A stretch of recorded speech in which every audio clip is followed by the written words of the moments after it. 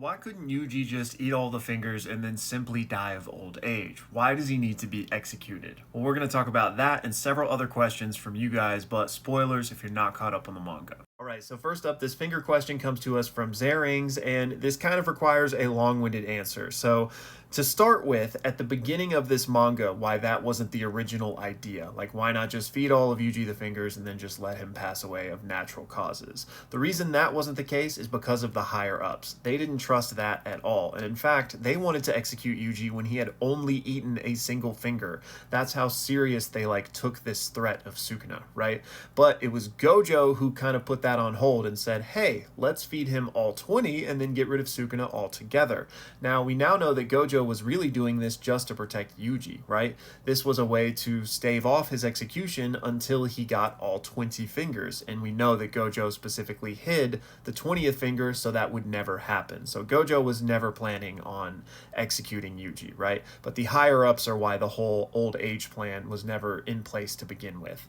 Now, why isn't that plan in place now, since Gojo killed the higher-ups? I would say that it probably would be the plan, especially if Gojo or Yuji's loved ones were in the position to make that choice. I don't think Gojo was out here planning to execute Yuji even if they successfully rescued Megami and all of that. I'm sure there was something else at play. Now, why do I think Yuji's death is still on the table? Because he has his own agency in this. And I think Yuji may just decide for the good of the world, for the good of his friends, just to get rid of Sukuna once and for all and not take any chances by living another, 20, 30, 40, 50 years where anything random could perhaps happen, right? A worst case scenario where Sukuna is unleashed again, like in Shibuya. I think Yuji might just say, hey, now that all the fingers are in me, if that ends up being what happens, let's just be rid of this forever. We do know in the most recent chapter, he even said, Sukuna, let's put an end to this cycle of curses. Now, whether those words imply that he plans on taking himself out, we don't know. There's obviously an argument to be made from the other side, because just a chapter previous, Yuji offered Sukuna mercy, saying, join me and I'll spare you. So did that mean Yuji did plan on just living normally with Sukuna trapped in him?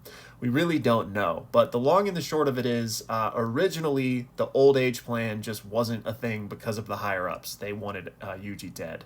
And then, now that they are dead, the problem was all of the fingers were in Megami and we didn't have that option, right? So really, it's just going to depend on what Yuji does should he get that chance to, make that self-sacrifice play. Next up, Bhargava says, I would really like a series on JoJo where you perhaps review it part by part. And I have seen some people want this the same way I've been reviewing One Piece. And I'll say that I probably won't be doing it in depth the way I'm doing One Piece. But after the first part, I did give a really brief kind of synopsis of my thoughts. And I believe it was in one of the question videos. I haven't done that for part 2. But if we do continue all the way through JoJo, I probably will give some of my thoughts as that happens. But again, it probably won't be as in depth as those One Piece reviews. Next up simply asks, if Yuta copied the Limitless, could he imbue the technique as his domain sure hit, bypassing the need for the 6 eyes? And theoretically, yes. We know that Yuta can copy techniques, and we know that he can imbue one of his stabled techniques into his domain's barrier. So theoretically, he should be able to do that with the Limitless. Now, what that would be, whether it would be the exact same effect as Gojo's, is a question, because Unlimited Void is pretty unique in the way that it operates compared to the normal functioning of the technique. With Jacob's Ladder, which we saw Yuta imbue, that's pretty straightforward and it's not used in various ways compared to something like the Limitless where we have red, blue, purple, and Unlimited Void, right? But again, to answer your question, this would be theoretically possible. However, since Yuta doesn't have the 6 eyes, even if we assume the effect was identical to Gojo's in terms of what Unlimited Void in Yuta's domain would do, then maybe he would be affected by it, right? Because Gojo may only be immune to it because he has the 6 eyes and is able to process things quicker. Or it may just be because it's his domain, it doesn't affect him. And if that's the case, then Yuta too would maybe be immune to it. So at the end of the day, we don't know for sure how the nuance of this would work, but yes, theoretically, he would be able to imbue it into his domain if he had the technique. Next up, Donald Trump Ice Cream says, don't you think Yuji could have healed his finger a while ago since Yuta won't be using Dismantle anytime soon? And yes, Yuji could have healed his finger at any point, but the reason he didn't is because he wanted Yuta to have access to that, right? So I don't think really at any point in the fight, even after Yuta got his 50% discount and after he returned as Gojo, that Yuji would have felt comfortable enough to be like, okay, yeah, there's going to be no need for Cleave and Dismantle. I can heal my finger now. Primarily because him missing that finger isn't a big deal. I don't think it's really affected him at all in terms of his battle strategy. So there's really just no use in risking it and removing that option from Yuta just in case he did need it. Next up, we got a few questions from P.O.P.O.P. here, and the first one is, in the theoretical scenario where cursed energy is removed, how would that affect people like Maki with her heavenly restriction? And we don't know the answer to this, so what I'm giving you is just strictly my opinion here, but I don't think anything would change for her. I think she would still maintain the benefits of her heavenly restricted body, even if everyone else got rid of cursed energy.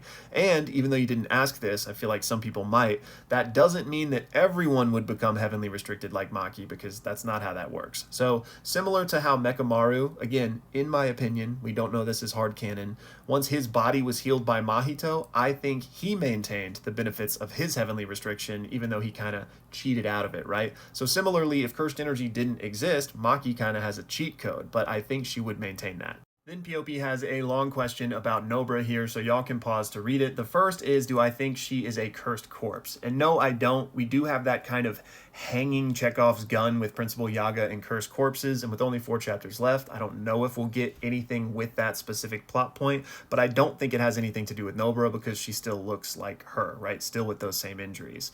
And then you bring up the fact that how did they heal her, considering Mahito's idol transfiguration cannot be healed by RCT like a normal injury, right? So I would say that she was, paused on the damage by Nita and then presumably healed and been in a coma for all this time, what have you, right? I don't think they were able to reverse what Mahito did, hence why she still has the eye patch and everything, but just Mahito didn't explode her brain. He obviously did heavy damage to her, and I don't think they reversed that specifically, but they were just able to bring her back from that. If you recall, Mahito only touched her for a split second, so he didn't really get to activate much with the idol transfiguration. So I do think just the damage to her eye and, her face in general, while pretty bad, wasn't a lobotomy, let's say. So I think she just was able to be brought back by modern medicine and RCT, but the effects of what Mahito actually did were not able to be healed. Next up, we got another longer one from Royal Phoenix here, so y'all pause to read it, but it has to deal with the idea of someone teaching Sukuna about love. He wants to know why I still think that will happen, and primarily just because of all of the emphasis Gege has put on it, citing that question of the one to teach Sukuna about love is 4 or 5 different times during this fight. So I just expect there to be a callback, a punchline to that setup. And then as far as, him rejecting it, I'm totally with you there. So far, he was not moved at all by Yuji's whole speech during the domain, right? And just because Sukuna will be taught about love does not mean he has to accept it or, validate what he's being told. It just means that he needs to understand the other side. And there is a difference between an understanding or an acknowledgement of something and then you accepting that thing. So I still think that's what's going to happen. I don't expect Sukuna to have a big 360 and change of heart or anything. I just expect him to recognize the value in where Yuji is coming from, primarily because he is going to lose, right? And that above all proves whose ideology wins in Sukuna's world, right? Because he is all about strength. So if he is to be defeated, that will teach him about love. And I've got longer videos on this subject for anybody that wants more of the nuance. Next up, we got this one from Anthonia, who says, I've been wondering how you think Yuji will die and Gojo will come back. So I've got a lot of videos on the Gojo situation. So to give you the nutshell version, I just think that there have been a lot of signs that point to him having another moment. And right now I'm still leaning towards a brief type of moment, similar to the Geto choking of Kinjaku. But if Yuji does die, then that paves the way for a more permanent Gojo comeback via the one will live, one will die thing. But I'm less confident confident about that, more confident about like the brief moment choking situation. And the reason I think Yuji will die is just because of, again, the self-sacrifice play that we talked about a little bit earlier, just like wanting to do the best by the world and his friends and rid the world of Sukuna. Plus just the cycle of curses will continue as long as one of them is alive. I just feel like Gege has been pointing to a lot of death flags for Yuji, but that doesn't mean he's gonna die. We could have like a redemption moment, somebody else takes the bullet, or, Gojo does come back and save his students and he's the one to truly die with them three living. There's a lot of possibilities. Next up, the Sly X just says, "Love you, bro." Love you too, bro. Then next we got User who asks, why didn't Todo teleport Yuji and Choso out of the fire arrows? Did he not want any competition? And yeah, for sure, that's the headcanon. He was trying to get rid of all of Yuji's other brothers. But no, what we were told in the chapter was that they were too close to the epicenter of the domain with Sukuna. So whether that means they were just out of range or like something weird with like cursed energy being that close to the center of a domain, I don't know, but basically he just couldn't. Next up, we got this comment from Sam who says, now or once the manga is done, can you do a video breaking down the game plan of Jujutsu High against Sukuna? And yes, I love this idea. I did want to do something like this, but I think I will wait until the manga is done just in case there is more left to be unveiled. Next up, we've got a longer one here from Anthonia, and y'all pause to read it, but it has to deal with his thoughts on what might happen with Gojo. And as I'm sure you and everybody else knows by now, I'm 100% with you that something is going to happen. There is another page in that book. Now, what that page says, I don't know, could be a whole bunch of different things, but I fully expect there to be something more. Now, could it be a comeback? Sure. Could it be a brief moment like the choke? Sure. Could it just be some moment between Yuta and Gojo because of their weird situation right now? Could it be a brief moment between Gojo and Megami where Gojo doesn't even come back, but there's like a weird afterlife limbo scene type of thing, right?